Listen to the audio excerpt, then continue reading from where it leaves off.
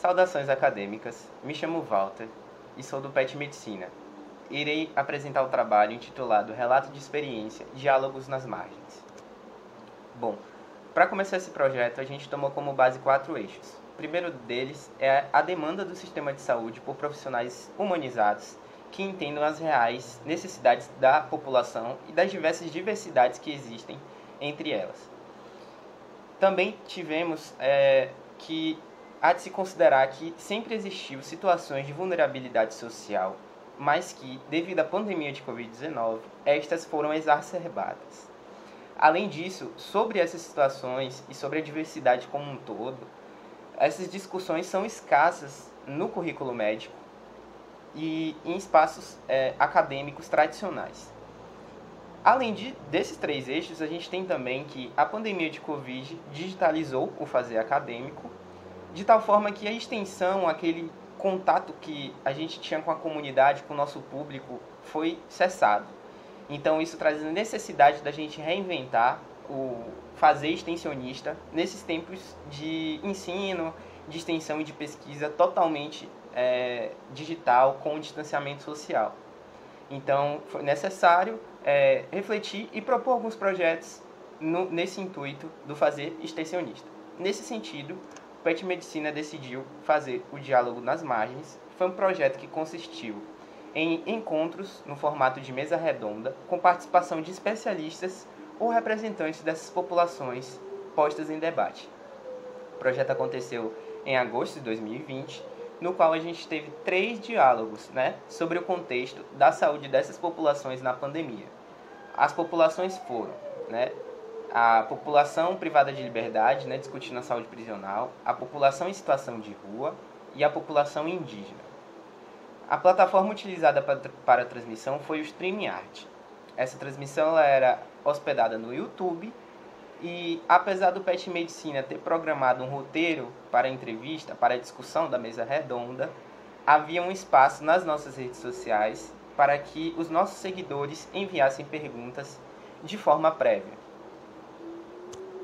Bom, em relação à primeira experiência, tivemos como convidada a doutora Ivete Santos, que era psiquiatra e professora da Faculdade de Medicina, que trabalhava há mais de 20 anos no sistema prisional do estado da Bahia. Algumas reflexões foram levantadas, como a instituição de protocolos próprios dentro dos presídios para o distanciamento dos encarcerados. E por isso o banho de sol, as visitas da família, dos amigos e exercícios ao ar livre, a maioria deles em vários complexos prisionais, foram suspensas. E nisso, claro, com o objetivo de garantir o isolamento e a proteção sanitária, mas com repercussões negativas na saúde mental e na saúde geral dos encarcerados, que, como sabemos, já não tem um favorecimento no que concerne à saúde e uma população bastante vulnerável. O nosso segundo encontro foi em relação à saúde da população em situação de rua, e a gente teve como convidado o Dr. Antônio Neri Filho, que também é psiquiatra e professor da Faculdade de Medicina, e foi reconhecido que pouco se sabia na época sobre a real situação, não havia muitos estudos publicados, muito do que se falar, mas o Dr. Antônio trouxe relatos de pessoas nessa situação de rua, no qual dizia que o maior problema era a redução do número de doações, de alimentos, de itens de higiene pessoal, até de próprio dinheiro, no auxílio financeiro. E com essa redução, a precarização dessa vida na rua, que já é bastante ruim, ficou muito mais exacerbada. Foi levantado, tal como na saúde prisional, que historicamente essas populações elas não são valorizadas pelo poder público, e mais do que nunca essa ausência foi sentida nesse período. Por fim, o último diálogos foi sobre a saúde da população indígena, com 2 convidados, o professor Danilo Ramos, antropólogo e tutor do PET Comunidades Indígenas da própria UFBA, e ao Rito Patachol, que é ex-presidente do Conselho Local de Saúde Indígena do Polo de Porto Seguro e aluna de Gênero e Diversidade aqui da Universidade Federal da Bahia. Esses convidados trouxeram como reflexão também o aspecto histórico de negligência, né, do poder público sobre a população indígena, embora, né, haja a política de saúde indígena como um esforço que foi desenvolvido há um tempo para combater isso. Entretanto, dada a conjuntura política, né, do governo federal, a falta de coordenação e prioridade na população indígena, fez com que a situação ficasse bastante precarizada. Especialmente porque a população indígena ela sempre foi mais vulnerabilizada também em relação a doenças infectocontagiosas.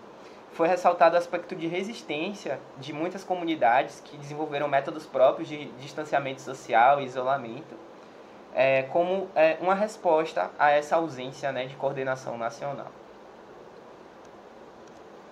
Em relação às considerações finais, a gente teve conclusão que o objetivo do projeto foi cumprido com a boa aceitação do nosso público este, inclusive, que foi além das nossas expectativas iniciais.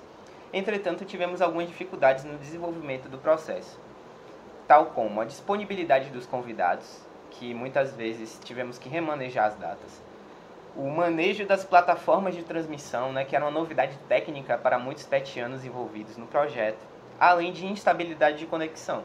Inclusive, em um dos encontros, o segundo, a gente teve um atraso de 20 minutos no início da live, devido justamente a essa instabilidade. Um problema que é necessário sempre ter em mente, ter alternativas, mas que acabou por não atrapalhar o grosso do projeto, que continuou sendo bem sucedido. Outras contribuições positivas que tivemos foi o aumento de seguidores no nosso canal do YouTube e também do Instagram, já que esses encontros foram divulgados em plataformas e públicos diferentes do que nós estamos acostumados, além de que os debates construtivos e as reflexões aventadas reforçaram a necessidade de inclusão desses temas no currículo médico e da graduação de outros cursos de saúde como um todo. Essa foi a nossa referência. O PET Medicina UFBA agradece o espaço para a apresentação desse trabalho.